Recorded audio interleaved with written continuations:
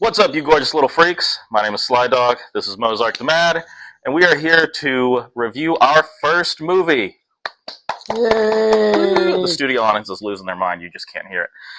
But for the first time, we have done one that I have seen before a few times, but... I haven't. This is a new one for me. It's going to be interesting. So, name of the movie is Apostle. Came out in 2018, directed by Gareth Evans. It's interesting little show. It's about a gentleman whose sister is kidnapped by a cult, and he's got to go back to this little island where she's being kept and rescue her. Going to find out how that goes. Yeah.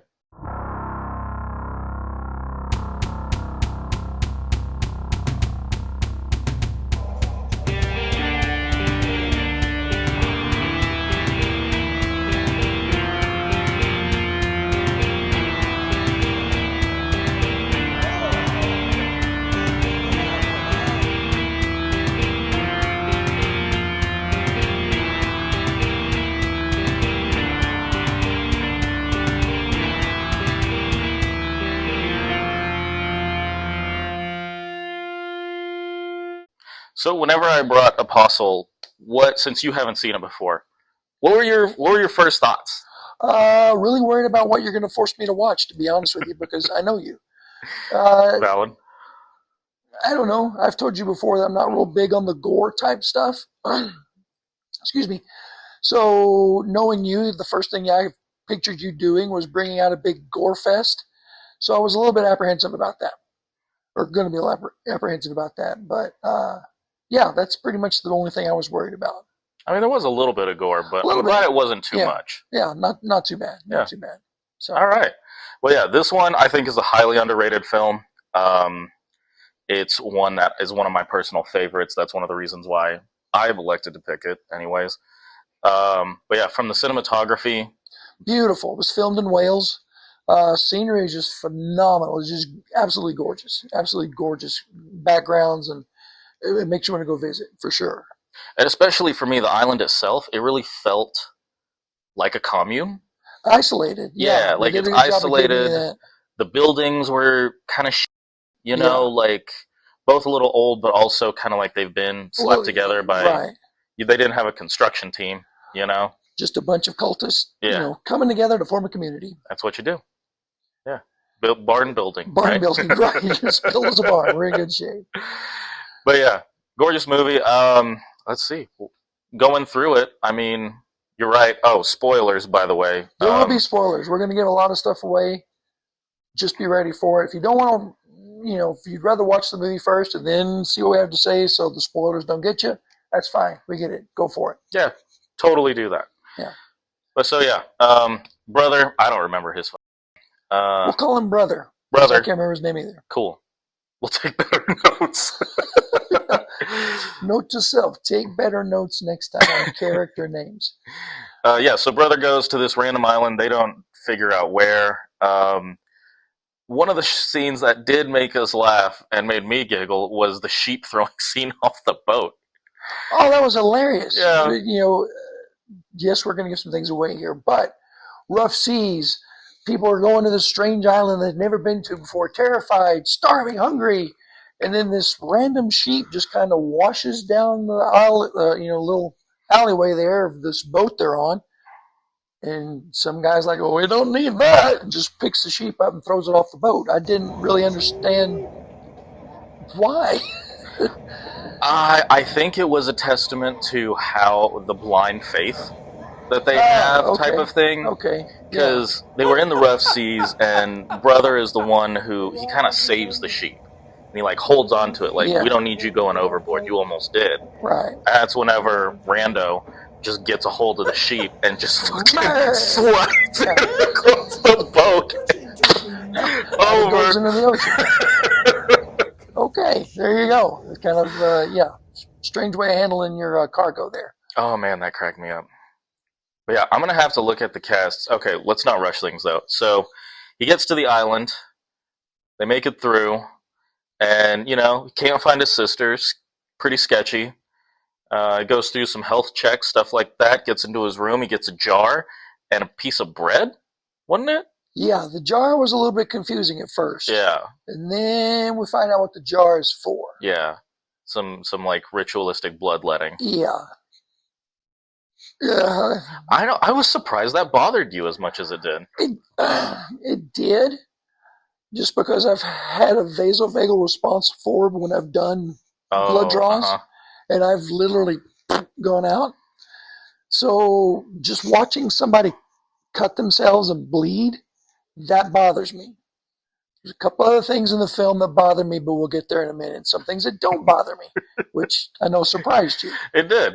Yeah. Yeah. But yeah, the bloodletting and putting it in a jar for nefarious purposes later, that kind of bugged me. Yeah. Yeah.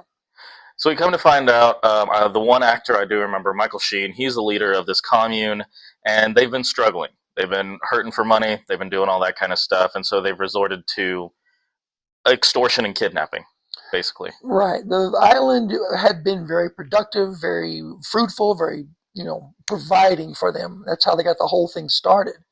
And then for some reason, it just kind of stopped. We'll find out why a little later in the movie. There's a little bit more of a supernatural kind of aspect to it than what we were originally led to believe when everybody arrives at the island the first time. But we'll get to that in a minute. And that is one of the only things in the movie that still confuses me, that I wish they had explained a little more. But we'll talk about that in a minute. So looking for his sister, does some snooping around. We find out we've got some young love going on. Right. Find that out in the boat. Young man's got a little relationship with a young lady. Yeah. Very sweet. But the bad guy, the dad of the daughter. The dad of the daughter is a psycho. He's the kind of dad that every junior high and high school boy that feared a dad whenever he went to his girlfriend's house, that's the dad they feared. Guy was nuts. I tried to be nuts with my kids. That guy took it to another level. He took it to 11. Yeah, I think it was past 11. But I do love his acting. Oh, that guy's great. I hated him. Like, watching it, right. He made me uncomfortable. I didn't like him. And especially, like we said, spoilers, once he kills his daughter. Right. I was like, oh, this dude. Yeah. Are you kidding? Yeah. And then he used that whole scene to turn it into a power trip, and I'm taking over the cult now. Yeah. So not only violent and totally psychotic, I don't know exactly what the right word there is, but anybody that's going to kill their own child has got problems. But then to turn that moment into a power play. Oh, he manipulated it perfectly. Oh, absolutely. Just turned the whole dynamic around. Oh, yeah. This went from what was going to try to be a peaceful, we're going to survive on this island, we're going to have a wonderful community, to a dictatorship, just like that. And, I did it well. Yeah. First time I watched it, I was like, what the f-? Whenever he kills his daughter. And then when they have that fight scene, I was like, what's going to happen? Right. But I was hoping for retribution. I wanted to see this kid kill him. Yeah, the boyfriend. Yeah. I wanted to see boyfriend kill him straight up. But then when he went outside and played the whole game that he did. This guy killed my daughter. Yeah. That was whenever I was like, this mastermind. Yeah. Did he come up with that on the fly? Like, how the... Yeah. But he turned the whole community against this poor kid. Oh, yeah. Instantaneously. Yeah. And that's when the part shows up. Yeah. That you couldn't believe I didn't flinch at. I don't understand. They carved a hole in his head. They carved a hole in his head. But you did make a good point, and afterward, I was like, actually, I can see how that kind of took away from the movie. Yeah. But yeah, they carve a hole in his head. They do I did really like, though, the build-up. Oh, the build-up for the cinematography on that. And they've got tension building throughout during the whole movie leading up to this, but this is kind of where things really pop off. But that scene, whenever they've got him in the clamps to hold him still. Right, not tied down to a table. They've got clamps that they crank down on his joints and his legs and his wrists and his head and lock him into position. But I really like that scene, because when they're clamping him, I keep thinking of Futurama with the clamps. But as they're going through, they switch the camera from a third person where you're watching him getting clamped to a first person where you're his head, and he's looking to the left over his shoulder at his girlfriend and just at the people. and as the clamps get tighter, it forces the camera to look up at the sky, and then eventually you hear this great like cracking noise, and it kind of fills the camera with like a blood, Yeah. like a lens of blood over it. Right. It's like something inside of his head finally broke and ruptured, and it was wonderful, wonderful camera work. Awesome build Loved up. it. Love that.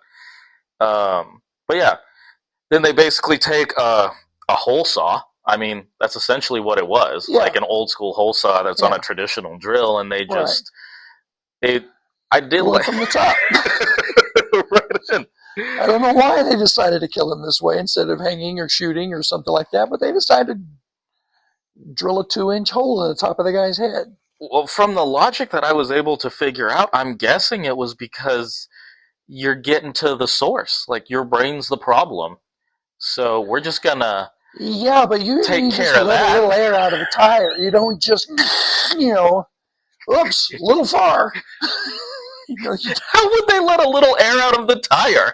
That's what I'm saying. You don't just take a drill to somebody's head and go, whoops. No, What's your alternative? What's letting air out of the tire? I'm just, what I'm getting is, if you wanted to solve somebody's problem, you find a different way of doing it other than coring his brain. Oh yeah, for sure. Yeah. Maybe, therapy. There was no, just here we go. When you said letting air out of the tire, though, I was just picturing they take like a dart and like. Yeah, no. They're like, all right, that's enough. Yeah, you're good. Yeah, hold this right here. You'll be fine. But yeah, they do. They carve his head open with a very large, dirty. That was very unsanitary. Yeah. By the way. Yeah. It added to my discomfort of it. But they carve a giant hole in his head, and then they put the rose petal. I didn't understand the rose petal. They said it was for purification. It seemed like it was like we're going to purify your dead soul. Maybe so, but I don't know. It didn't work. Yeah, but that was a part where I didn't flinch when you thought I was going to. Yeah. The reason I didn't flinch, I've been around machine shops, industry my entire life. I've seen thumbs get hit in a saw. I've seen people shoot themselves accidentally with a nail gun. This is not an OSHA secure safe place, obviously. But whenever they were drilling the guy's head, it was almost too easy. The guy was running the crank, and the poor kid screaming, and there's no, it was too easy. I feel like if it had been a real bone trying to cut through a skull or whatever, it would have been more and some grinding and a little bit more muscle needed to put in it. And then once you go through the skull, then everything gets quiet. I mean, but that whole could have been a little spookier for me. No, I totally agree. Grind, quiet, and then everything goes smooth. After you said it, I rewatched the scene, and I agree. They made it much more foreboding in kind of an Edgar Allan Poe way. Yeah. Of like the axe slowly coming towards you, where it's just slowly coming and drilling into his head, but it was all smooth. But I think it would have been really interesting to see him like jerking with it and having to, because it's not, obviously, we don't have bone hole saws. That was made for wood, right? It's or something like that, wood, So it was just generic, and it would have added to the grody-ness of it that he was really going through a head. It was too, for lack of a better word, too sterile. Yeah. I mean, I know it was a rusty drill and going in a guy's head. It was gross. But it was too clean, too kind, too neat, too sterile. Where I think it would have gotten me more grind, and then breakthrough. I can agree with that. I can't remember off the top of my head because it's been a few days since we watched it, but I think I would have liked, if memory serves, a little more sound effect in that. Yeah, because there wasn't one. Yeah. I think they had some music and they had the sound of the metal turning, but I think some grinding of bone sound and some cracking and stuff, because you're going right between the plates of your skull. Right. So eventually it is going to and start doing all that. At some point. Yeah. So that's whenever things really start popping off, and homeboy, evil bad guy we like so much, he kind of makes a play for leading the cult. Exactly. Yeah. And goes after everybody. And it was at this point that brother's already found sister at this point in time. Yeah. He just has got to figure out how to escape. Oh, backtrack though. Okay. Did you have, I didn't see, but did you have any reaction to the under the tunnel blood river thing when the old lady? Oh, the old hag pops her head up in the sewage system or whatever. Yeah, that's what it looked like. That was nasty. That was nasty, but it was nasty. It was all that didn't bother me. It bothers me, man. Really? Yeah, I was fine with that. Excrement, I don't like. Well, I mean, I'm not gonna go diving in or anything, but watching it on TV is just fine. I'll watch you get your guts ripped open, but if you have to go dive into a vat of shit and blood and piss and stuff, like, no. If you had to survive, which Brother Man did at that time. Oh, I would do it too. Yeah, it's just... I just would never be the same. Fair enough. Because keep in mind, this is also old school England, like, what are they, 1800s? 1905. 1905. Time frame. Yeah. I'm sure they had showers by then, but they would not have been enough. No, I doubt it on that island. No, not on the island, no. Yeah. No. Yeah. But, yeah. They didn't have showers. I would be in the ocean for days. Just find a sea urchin. Like coral. I don't know. We're taking 3 layers of skin off. No. Just sandblasting yourself on the beach. Yeah. But yeah. Okay, cool. We touched on that. I remembered that one. Anything else? Like, obviously we still have the ending. Was there anything else notable in the lead up to like the big climax? We still have to talk about the crazy witch lady. We do still have to talk about the crazy witch lady. That's off in the barn. Yeah. Yeah. So yeah, we find out kind of through circumstantial means of following Michael Sheen's character. I can't remember his name either. But yeah, the character's name. Yeah, the leader of the cult. We end up going to a barn, finding out he's been also bloodletting and feeding this woman who's connected to roots. She looks old as hell. It was almost to me like it was an ancient druidess priestess who was like the spirit of the island almost. It's not like that she was a god, but almost deity-ish. See, that's how I took it. Was more deity-ish. I was like, oh, this is like a nature god of this area. Right. But at the same time, she was old and ancient, and which leads me to kind of think more like druid, shaman type something. Whereas a deity you would think wouldn't age. She was definitely aging and was dying. And that's what the bloodletting was for, was to keep her energized, keep her alive.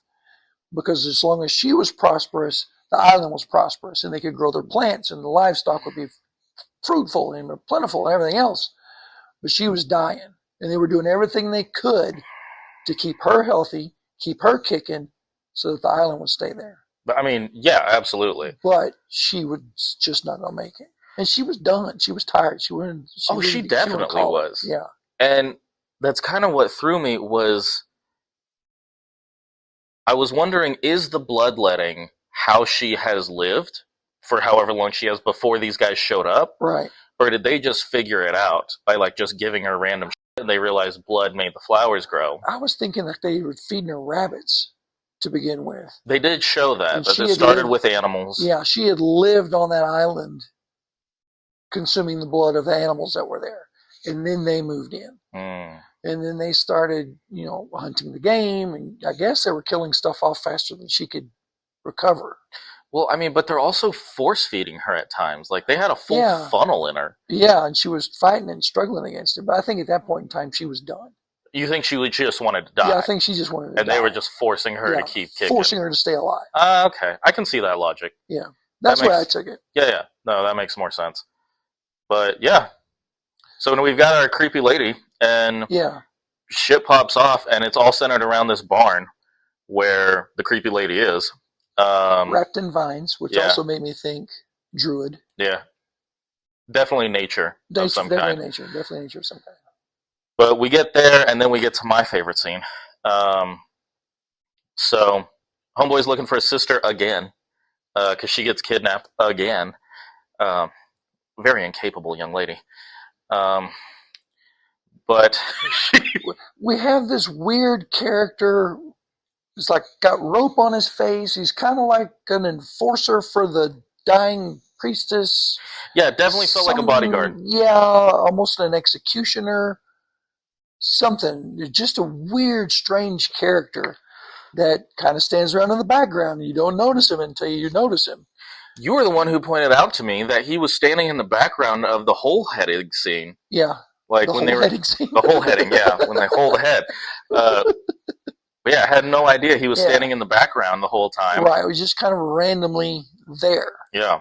And brother, once again, trying to save sister, gets crossways with, what you call him, rope face or rope head or whatever? Yeah, I'll call him Ropehead. Ropehead? I like that. Okay, Ropehead. Yeah. Great costume design, by the way. That was a good one. Yeah. That was creepy as hell. It was really good. Yeah, that was a scary character. Yeah, and no dialogue from him, no words, anything like that. He just screamed. Completely, yeah. Nothing but, yeah. Just gut-wrenching kind of bothered me. I didn't have nightmares, but it was like, that's a good creepy character. And another way in which there are certain ways in which I don't like the grody dirtiness, and there's some ways I do. Because if I feel it too much, it makes me uncomfortable. In other ways, I'm like, that's a great add-in. Right. Like, and they do it throughout the movie. Like, I don't know if you noticed, but Brother's fingernails throughout the movie were really dirty and kind of like discolored and stuff like that. This guy, Ropehead, he's got the rope all over his head. He's covered in blood constantly. Right. And basically just has some tattered pants and is barefoot. Looks like he was working at an abattoir or a butcher shop or something and just never showered. Pretty much. Looked sweaty, looked gritty, looked bloody, and looked comfortable being that way. Yeah, he didn't give a shit. Yeah, that was the bothersome part. It was like he's like just nasty and was fine. Yeah. And didn't care. It was strange because everybody in this whole village just ignored him. Yeah, the fact that nobody called out to it when he was hiding in the background during a very public execution. Right. That was kind of weird. Yeah. I wasn't sure if that was like quote unquote real or not. Real enough when he gets brother hooked up with the hooks. Oh yeah, he definitely got real. And that's where that was your favorite part. Yeah. So brother's trying to save his sister again, finds her in a tarp bag. That bag tied up almost like a Christmas chicken. Yeah. Or turkey, I guess. Christmas goose. That's some bird. Yeah. Human cattle for the slaughter. Right. Quite literally. And so they get into an altercation. They start duking it out. And then Ropehead gets a hold of him with the hooks. And we find this lovely machine that's basically like two... There's a bunch of hooks on chains that... I don't know what it was for. It looked to me like it was for like grinding meat. That's the only thing I can come up with. Because it was two large circular cylinders with these big metal spikes on them that whenever you rolled them together, it pulled stuff in between them and it just shredded whatever was going in between. Yeah, that's the word I was looking for. And brother has got hooks embedded in him and Ropehead's cranking the crank. And it starts to pull brother through this grinder. Yeah, and you didn't like the hand going in the grinder. Brother's hand goes up in there. Once again, I've seen things, and it was just a little bit, because I could just picture getting the hand caught in machinery and just getting it torn to shreds. And it did. It took several fingers off, and I broke his hand. 3 of them off. You can't use that. What are you going to do with this? Yeah, nothing, Quack, quack. That's all you can do. You got your nose. But that was one that got me. Yeah. Yeah, for sure. That was highly entertaining. For you? Oh, yeah. Not so much for me. But anyway, he manages to stop Ropehead. Oh, yeah, he basically kills him. He puts him right through the grinder. Yeah, kills Ropehead. Gets the hooks in him. Ends up somehow throwing him. I can't remember in the scuffle, but he throws him on the table.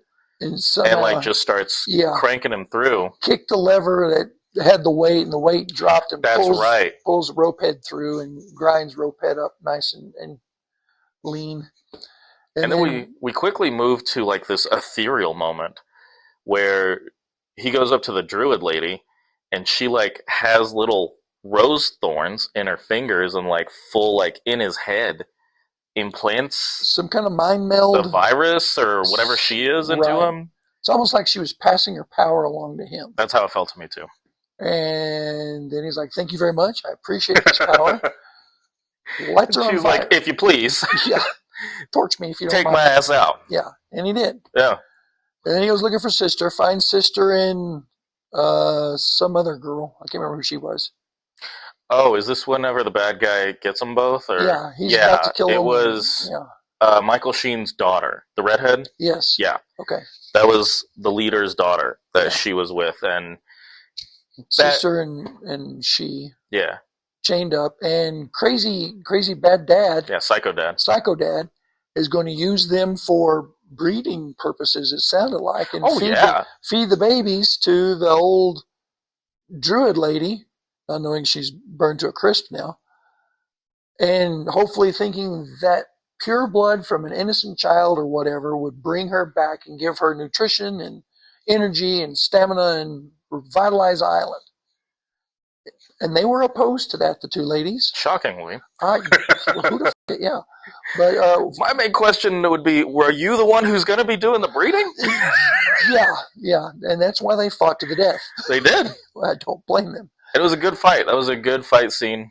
Once again, whatever. I had an issue with it. All right, what? So, fight scene. The two ladies grabbed bad dad and got him kind of hands pinned up above. Brother has the knife and stabs it in bad dad's neck. Fatal enough right there. Should have ended it, right? But the sisters, or the two ladies, decide, you know what? We're going to pull him. And brother man's like, well, I'm going to drag backwards.